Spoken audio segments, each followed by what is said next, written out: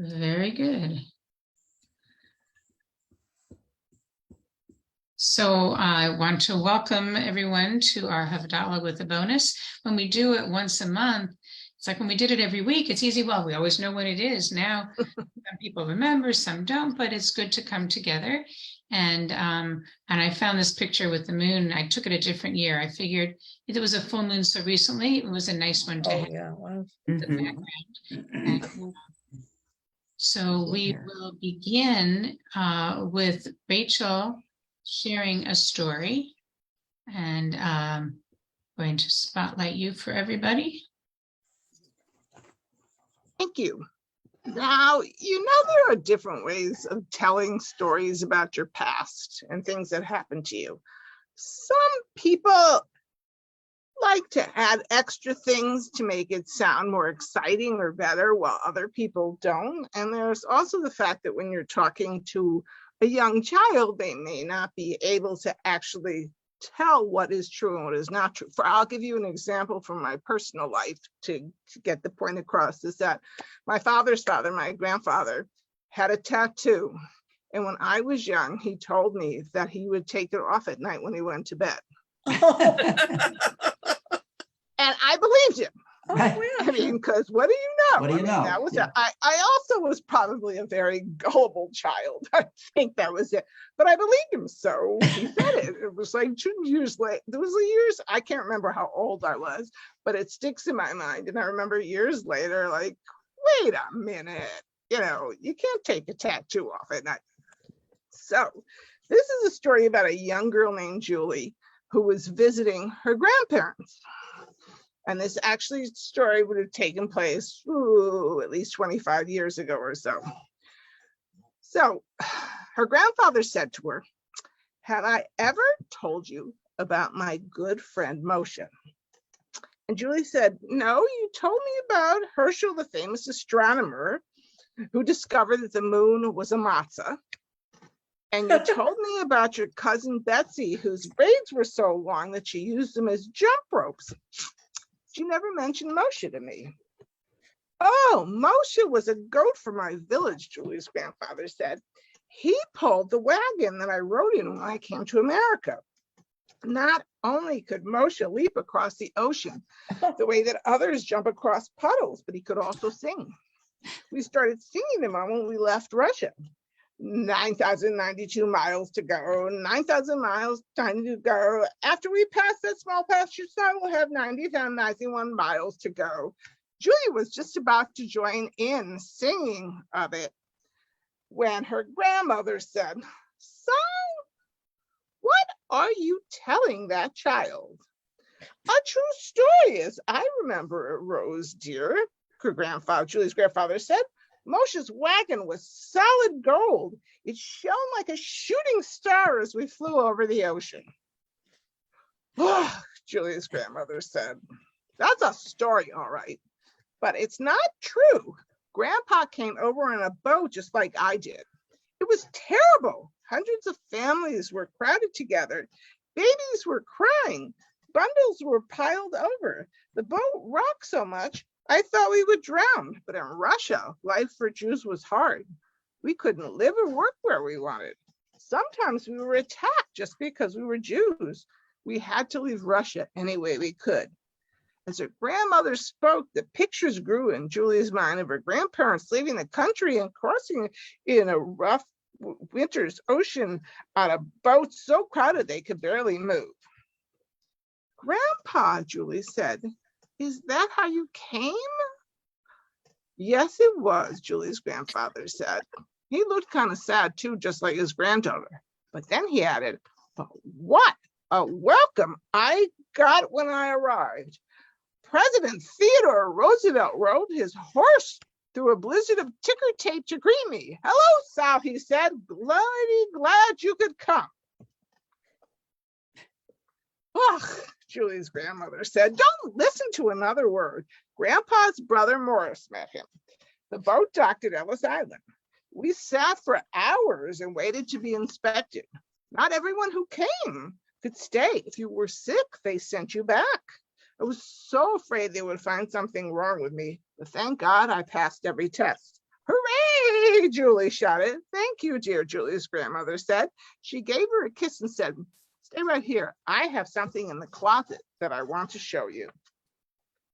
Julie's grandfather leaned closer and whispered to Julie, everyone who came here was given a castle. Mine was on Hester Street. It was so tall the pigeons could fly all the way up to the roof. I had to carry them up there myself. Julie's grandmother came back to the sofa carrying a box. Did Grandpa tell you about that horrible little room he shared with Louis the cigar maker and Herman the tailor? In those days, people had to take in boarders to pay the rent. Life was hard. Grandpa had a push cart. He sold buttons 14 hours a day, 6 days a week. The only rest that he got was on Shabbat. Oh, poor grandfather, Julie said and patted his hand. Julie's grandfather was quiet for a moment and then he said, oh, but what buttons I had. Buttons carved from diamonds, emeralds, and rubies. Buttons as big as saucers. Buttons as big as plates. Buttons you could use as sleds in the snow. Julie's grandmother sighed loudly. Grandpa sold small buttons, small enough to fit through the buttonholes. Here, I'll show you. And she opened the box she brought out from the closet. It was filled with photographs. Julie's grandmother took out an old photograph. In it, Julie's grandfather stood next to his push cart, which was full of little buttons. Grandpa looks so strong, Julie said. Julie's grandfather found a photo of a young girl and showed it to Julie. This is a picture of your grandmother, he said. She was very famous in those days. Everyone spoke of Mr. Whitkin's beautiful daughter, Rose, who stayed home all day nibbling chocolates. Her 5 big brothers had to watch so that nobody stole her away. Julie's grandmother sighed again. I work 6 days a week in a factory sewing dresses. But I was very pretty, she said, smoothing her hair. You still are very pretty, Julie's grandfather said, and kissed her on the cheek. In Russia, her grandfather said, your mother sold for royalty. She made stitches so small they couldn't be seen. People wondered how her dresses stayed together. Well, that part is true, Julie's grandmother said proudly.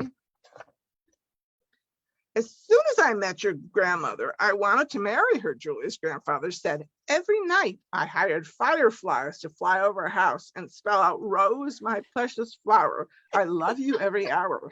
And Moshe and I sang love songs under her window. Finally, her father let me marry her. A year later, your mother was born. No one had ever seen such a beautiful child. Then Esther, Ruthie, and Benny were born, and they were just as beautiful. I made them tiny jeweled crowns, and they rode through the streets in a hand-carved gold baby carriages. Enough is enough, Julie's grandmother said. From now on, I insist that Julie hear only the truth. Grandpa and I had to work even harder to feed all those babies, but we didn't mind. We had something more valuable than crown jewels and golden baby carriages. We had each other, and we were free to live however we wanted. That's the truth, Rose, dear, Julie said. Julie's grandfather said, and from now on, that's all that will pass my lips. They sat quietly for a few minutes. Then Julie's grandfather smiled and whispered to Julie, did I ever tell you about the time Moshe the goat and I sang for President Wilson? Didn't laugh long. That's our story for tonight. I like the things. In case actually you've never heard of it, I basically did this book a couple of years ago came out with the 25th anniversary issue. And if you've never seen the drawings, they're absolutely adorable too. They're great. But it's a great kind of story with that. And I hadn't thought of my grandfather in the tattoo for a long time. Next month, Hanukkah, and it's going to be a difficult decision because I have a whole bunch of possible stories, including some new ones. So it's really going to be hard to decide which one to pick, but I'll figure it out. Rachel, 2 stories. That's possible. Maybe I'll take my 2 favorites. Wilson did have sheep on the lawn of the White House. Yeah. What was that? There were sheep eating the grass on the lawn of the White House I don't remember if it was Taft or Wilson, one of them. Yeah.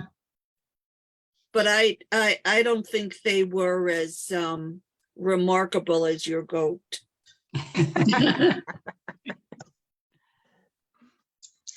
I do have a box of buttons that go back to my grandparents that my mother had and I have, and I keep adding buttons to it. Because some of them are real special buttons. I have no idea what they ever went to. Mhm. I have a collection of buttons, but I don't think they go that far back. Yeah. One of my grandfathers could look at a garment and he could make a pattern for it out of paper. So we'd do it on brown paper, which was sturdier than what patterns were usually made out of. Yeah. He knew how to do that from his work. My mother's father was a furrier. My father's mother did a lot of sewing, so they used to share stuff.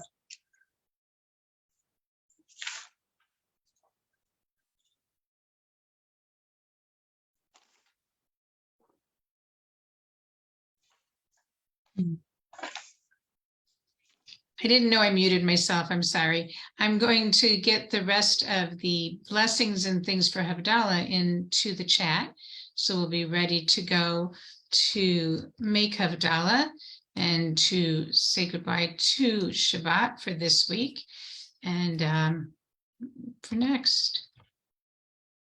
So one of the things I enjoy when I go over to Beth David for Shabbat lunch is doing the full Birkat Hamazon, and they do some different melodies, and I knew them before, some of them, but it's fun to be able to hear our voices together and do some of the different things that we don't get to do all the time. And so that's some of what I enjoy when I get to go over there. I haven't been there I didn't go to the lunch in September, and I think that I was hesitant to do anything inside for a long time. And it was, I was amazed at how many people were there. I hadn't been in such a large group. Mm-hmm. Yeah, but it was really neat having so many people together. Well, when they did the Inter-Sisterhood, that was a big group there. Oh, yes, you're right. That was very good The too. largest thing I had been at for quite a while, and that was last spring. So, but it is nice when we're able to come together, whichever ways we can do it. Yeah. So we will continue with Havdalah. So if you want to light your candles and Forgot my candle. savor a little bit more of it. You know, when it's a candle you put out in wine or juice before, at least with wine, because it sort of sparks a little when you light it. Mm-hmm. So, and we'll hold the candle closer for you, Sandy and Dennis, because I know you can't light the flame. You know, we have all these candles that we can do LED and all the rest. We haven't done it for Havdalah yet. Mm. Yeah, la la la la la la la. Yeah, la la. Yeah, la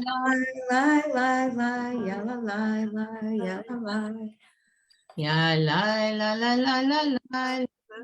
Yeah, la la la la la. Yeah, la la la la la. Yeah, la la la la la la. Baruch atah Adonai Eloheinu melech haolam. Borei peri hagafen, borei peri hagafen.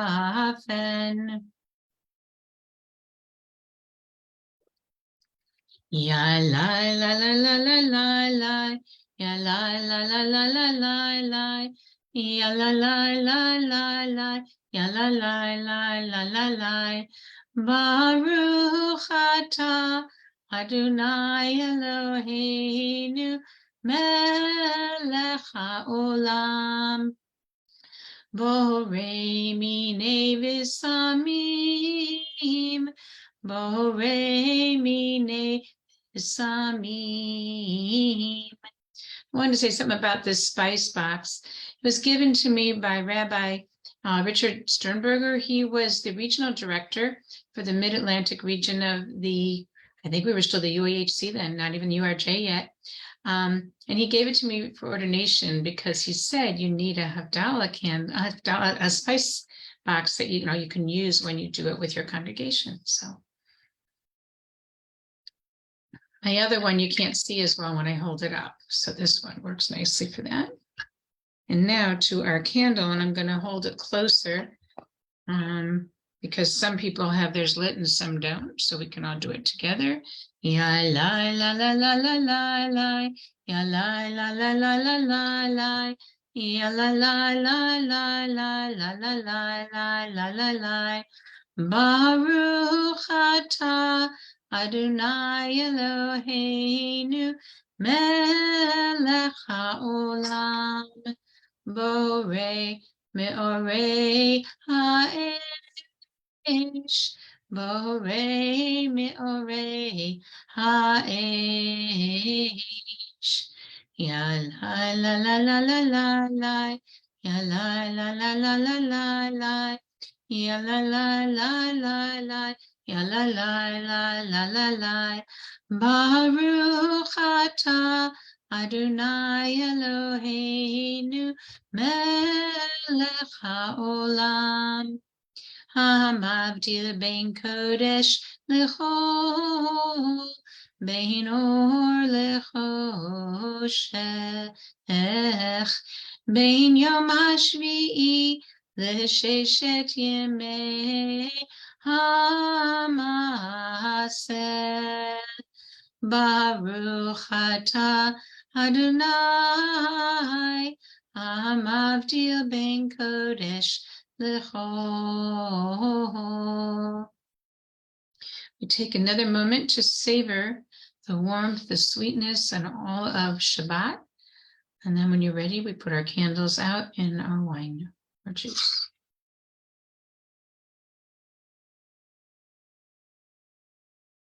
Eliyahu Hanavi, Eliyahu Hatishbi, Eliyahu, Eliyahu, Eliyahu Hagiladi, Bimera v'yameinu, Yavo Eleinu, Himashiach ben David, Himashiach ben David, Eliyahu Hanavi, Eliyahu Hatishbi, Eliyahu, Eliyahu, Eliyahu Hagiladi.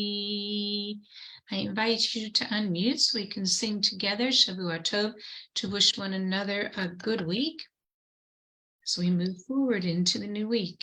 Shavua Tov, Shavua Tov, Shavua Tov, Shavua Tov, Tov, Shavua Tov, Tov, Shavua Tov, Shavua Tov, a week of peace. May gladness reign and joy increase. A good week, a week of peace. May gladness reign and joy in peace. So we wish a Shavua Tov to everyone. Of course, we'll be back on Zoom and on Facebook. We'll be back next Friday evening. So our Shabbat services is here. And we one on Facebook, a Shavua Tov, a good week.